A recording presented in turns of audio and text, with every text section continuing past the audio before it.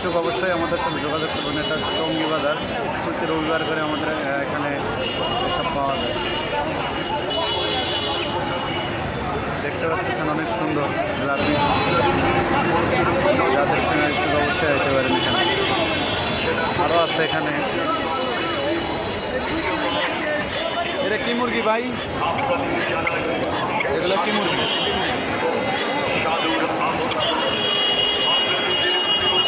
এগুলা কেমন প্রাইস কেমন এগুলা?